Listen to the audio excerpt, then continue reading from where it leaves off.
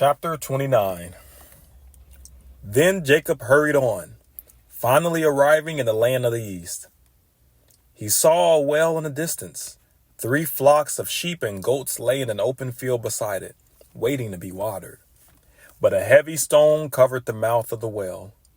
It was the custom there to wait for all the flocks to arrive before removing the stone and watering the animals. Afterward, the stone would be placed over the mouth of the well. Jacob went over to the shepherds and asked, "Where are you from, my friends?" "We are from Haran," they answered. "Do you know a man there named Laban, the grandson of Nahor?" he asked. "Yes, we do," they replied. "Is he doing well?" Jacob asked. "Yes, he's well," they answered. "Look, here comes his daughter Rachel with the flock now." Jacob said, "Look, it's still broad daylight. Too early to round up the animals.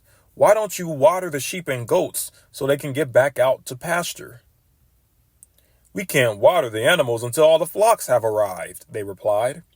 Then the shepherds moved the stone from the mouth of the well, and we water all the sheep and the goats.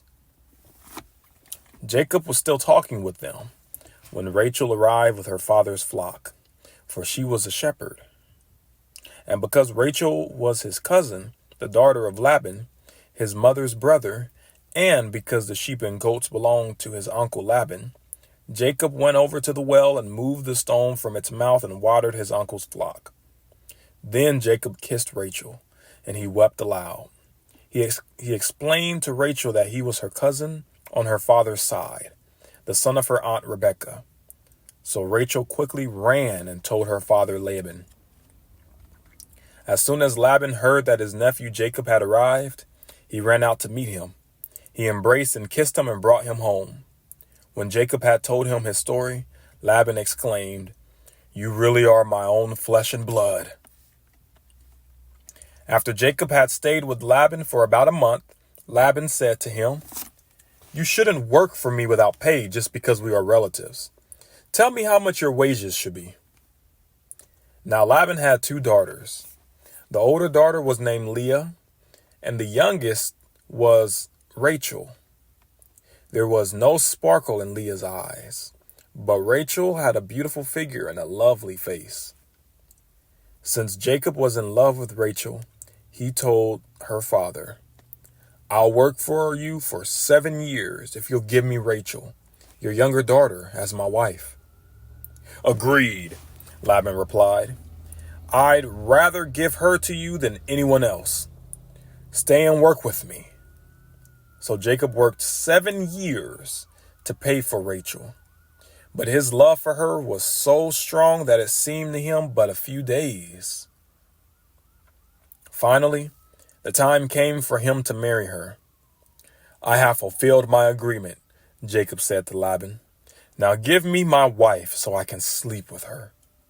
So Laban invited everyone in the neighborhood and prepared a wedding feast. But that night, when it was dark, Laban took Leah to Jacob, and he slept with her. Laban had given Leah a servant, Zilpah, to be her maid. But when Jacob woke up in the morning, it was Leah. "What have you done to me?" Jacob raged at Laban. "I worked 7 years for Rachel. Why have you tricked me?" "It's not our custom here to marry off a younger daughter ahead of the firstborn," Laban replied. "But wait until the bridal week is over. Then we'll give you Rachel too, provided you promise to work another 7 years for me." So Jacob agreed to work 7 more years. A week after Jacob had married Leah, Laban gave him Rachel too. Laban gave Rachel a servant, Bilhah, to be her maid. So Jacob slept with Rachel too, and he loved her much more than Leah. He then stayed and worked for Laban the additional 7 years. When the Lord saw that Leah was unloved, he enabled her to have children, but Rachel could not conceive. So Leah became pregnant and gave birth to a son. She named him Reuben. For she said, "The Lord has noticed my misery, and now my husband will love me." She soon became pregnant again and gave birth to another son. She named him Simeon, for she said, "The Lord heard that I was unloved and has given me another son." Then she became pregnant a third time and gave birth to another son. He was named Levi, for she said, "Surely this time my husband will feel affection for me, since I have given him 3 sons." Once again, Leah became pregnant and gave birth to another son. She named him Judah, for she said, "Now I will praise the Lord." And she stopped having children.